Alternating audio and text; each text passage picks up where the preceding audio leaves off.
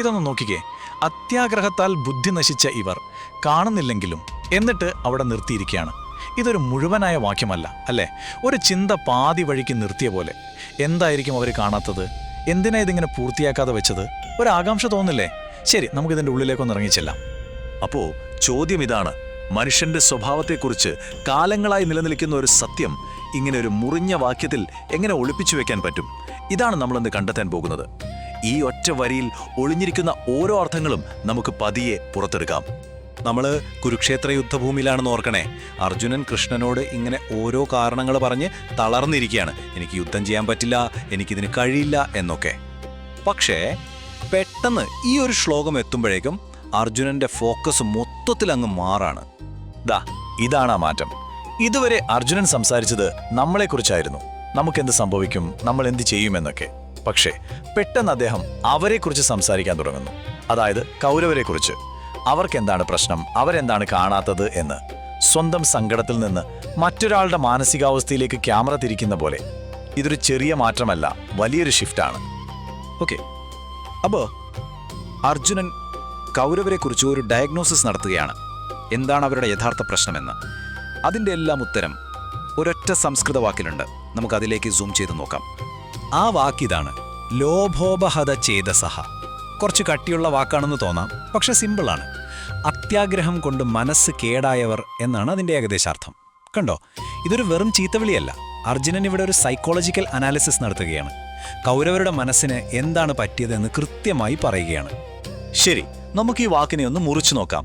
ആദ്യത്തെ കഷ്ണം ലോഭഹ. ലോഭം എന്ന് പറഞ്ഞാൽ വെറും ആഗ്രഹമല്ല, അതിരുകടന്ന ആഗ്രഹം. കിട്ടിയതൊന്നും പോരാ, ഇനിയും വേണം എന്ന ചിന്ത.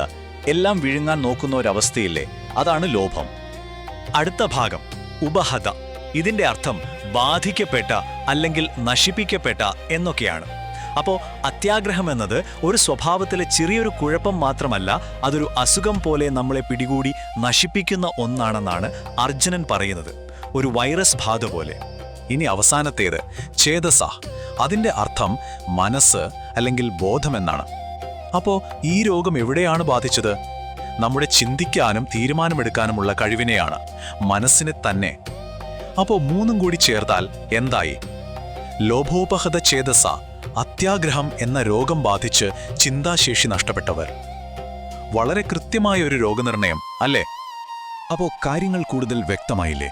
അർജുനൻ പറയുന്നത് ഇത്രയേ ഉള്ളൂ: കൗരവർ ഒരു അസുഖത്തിന് അടിമകളാണ്. ആ അസുഖത്തിന്റെ പേരാണ് അത്യാഗ്രഹം.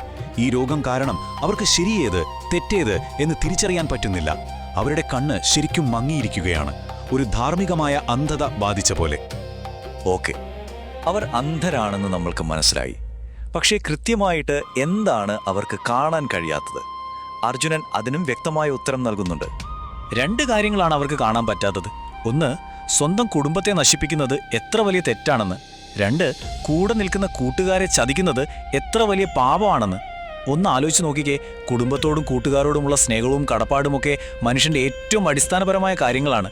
അത്യാഗ്രഹം കാരണം അതൊന്നും കാണാൻ പറ്റാത്തൊരവസ്ഥ എത്ര ഭീകരമാണത്. അപ്പോൾ അർജുനൻ കൗരവരുടെ അന്ധതയെക്കുറിച്ച് പറയുമ്പോൾ അദ്ദേഹം പറയാതെ മറ്റൊരു കാര്യം കൂടി പറയുന്നുണ്ട്. എന്താണെന്നറിയുമോ? തൻ്റെ പക്ഷത്തെക്കുറിച്ച്. അവിടെ ഒരു വലിയ കോൺട്രാസ്റ്റ് വരുന്നുണ്ട്. നോക്കൂ, ഒരു വശത്ത് അത്യാഗ്രഹം കൊണ്ട് കണ്ണ് കാണാത്ത കൗരവർ. അവർക്ക് തിന്മ എന്താണെന്ന് കാണാൻ പറ്റുന്നില്ല, അതിൻ്റെ ഭവിഷ്യത്തുകളെക്കുറിച്ചും അവർക്ക് ബോധമില്ല. മറുവശത്തോ പാണ്ഡവർ. അവർക്കെല്ലാം വ്യക്തമായി കാണാം. തിന്മ എന്താണെന്നും അതിൻ്റെ ഫലം എന്തായിരിക്കുമെന്നും അവർക്ക് നല്ല ബോധ്യമുണ്ട്. അപ്പോൾ ഇതാണ് യഥാർത്ഥ ധർമ്മസങ്കടം. നിങ്ങളുടെ എതിരാളിക്ക് കണ്ണ് കാണുന്നില്ല, പക്ഷെ നിങ്ങൾക്ക് വ്യക്തമായി കാണാം. അപ്പോൾ ആർക്കാണ് കൂടുതൽ ഉത്തരവാദിത്തം? കാഴ്ചയുള്ളവർക്കല്ലേ? എനിക്ക് അറിഞ്ഞൂടാ എന്ന് പറഞ്ഞ് മാറി നിൽക്കാൻ പറ്റുമോ? ഈയൊരു ആശയത്തെ ഒന്നുകൂടി ഉറപ്പിക്കാനാണ് ആ ശ്ലോകം പാതി വഴിക്ക് നിർത്തിയിരിക്കുന്നത്. നമുക്ക് ആ വാക്യത്തിന്റെ ഘടനയിലേക്ക് ഒന്നുകൂടി തിരിച്ചു പോകാം. ഓർമ്മയില്ലേ? അത്യാഗ്രഹത്താൽ ബുദ്ധി നശിച്ച ഇവർ കാണുന്നില്ലെങ്കിലും എന്നിട്ട് അവിടെ നിർത്തി. ഇത് വെറുതെ ഒരു സ്റ്റൈലിന് വേണ്ടിയല്ല. ആ ഒരു നിമിഷത്തിലെ ധാർമ്മികമായ പ്രതിസന്ധിയെ അതുപോലെ പിടിച്ചുവെക്കുകയാണ് ഈ അപൂർണമായ വാക്യം. കാരണം ആ വാക്യം നമ്മളെക്കൊണ്ട് ചിന്തിപ്പിക്കുകയാണ്. ശരി, അവർക്ക് കണ്ണ് കാണുന്നില്ല, അതൊരു യാഥാർത്ഥ്യമാണ്. അതുകൊണ്ട് നമ്മൾ എന്ത് ചെയ്യണം? ആ ചോദ്യം വായുവിൽ തങ്ങി നിൽക്കുകയാണ്. ഉത്തരം നമ്മൾ കണ്ടെത്തണം. അടുത്ത ശ്ലോകത്തിലാണ് അർജുനൻ ആ ചോദ്യത്തിന് ഉത്തരം നൽകുന്നത്. ആ വാക്യം പൂർത്തിയാക്കുന്നത് ഇങ്ങനെയാണ്: ഈ പാപത്തിൽ നിന്ന് പിന്തിരിയാൻ എന്തുകൊണ്ട് നാം പഠിച്ചുകൂടാ? കണ്ടോ, അവർ അന്ധരായതുകൊണ്ട് നമ്മളും ആ തെറ്റ് ചെയ്യണം എന്നല്ല, നമുക്ക് കാഴ്ചയുള്ളതുകൊണ്ട് നമ്മൾ ആ പാപത്തിൽ നിന്ന് മാറി നിൽക്കണം. അതാണ് അർജുനന്റെ തീരുമാനം. അങ്ങനെ ആയിരക്കണക്കിന് വർഷം മുൻപുള്ള ആ യുദ്ധഭൂമിയിൽ നിന്ന് ആ ഒരൊറ്റ ശ്ലോകം നേരെ നമ്മുടെ മുന്നിലേക്ക് വന്ന് നിൽക്കുകയാണ്, നമ്മളോടൊരു ചോദ്യം ചോദിച്ചുകൊണ്ട്. അന്ന് കൗരവരുടെ കണ്ണു മഞ്ഞളിപ്പിച്ചത് അത്യാഗ്രഹമായിരുന്നു. ഇന്ന് നിങ്ങളുടെയും എൻ്റെയും കാഴ്ചയെ മറയ്ക്കുന്നത് എന്തായിരിക്കും?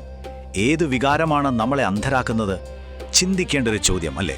വീഡിയോ ഇഷ്ടപ്പെട്ടെങ്കിൽ ചാനൽ സബ്സ്ക്രൈബ് ചെയ്യാൻ മറക്കല്ലേ.